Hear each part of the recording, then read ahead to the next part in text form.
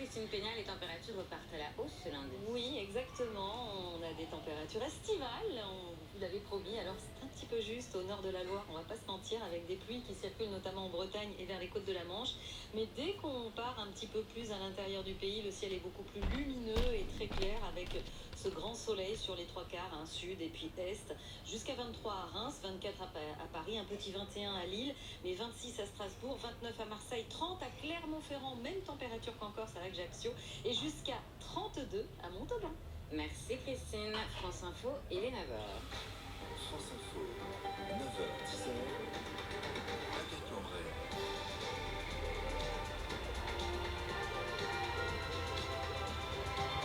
Et c'est le journal de Jean-Christophe Martin. Bonjour Jean-Christophe.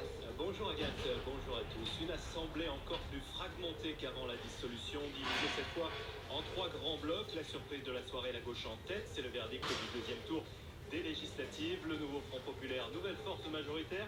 Le camp présidentiel, deuxième, limite la casse. Pour le RN, troisième, c'est une nouvelle percée, mais très loin de la majorité absolue. Une assemblée fragmentée. Le Premier ministre Gabriel Attal en tire les conclusions. Il présente sa démission dès ce matin à Emmanuel Macron. La gauche, de son côté, se tient prête à gouverner. On va voir comment elle se prépare.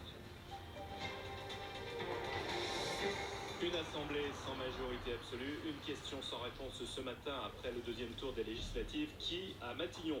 Dans les grandes lignes, c'est donc la première place surprise du nouveau Front Populaire qui a été l'un des faits marquants de la soirée, suivi par le camp présidentiel et par le Rassemblement national. Le NFP qui devient donc la nouvelle force majoritaire, et c'est toujours le flou puisqu'il n'y a pas de majorité absolue. Alors la gauche se dit prête à gouverner sous le coup quand même de la surprise d'une première place inattendue. Victoria Coussa.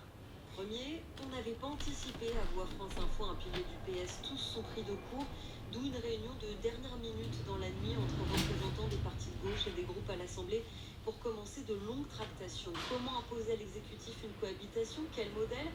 Quelle coalition? Et surtout, quel gouvernement et qui pour en prendre la tête? Quand certains veulent un vote de tous les députés élus pour trancher ces questions, d'autres poussent pour le consensus. Le plus dur commence et chacun ses lignes rouges. Pas question de laisser Jean-Luc Mélenchon devenir Premier ministre, pour le PS, les écolos et les communistes, et pour LFI d'accepter une coalition qui lui fasse renoncer à son programme. On ne peut pas faire comme si on avait 290 députés, rétorque un écologiste de poids.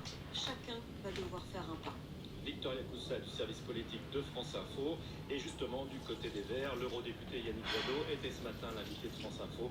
Il affirme que le nouveau Front Populaire est prêt à gouverner et sans attente. Incontestablement, nous proposons un gouvernement cette semaine parce que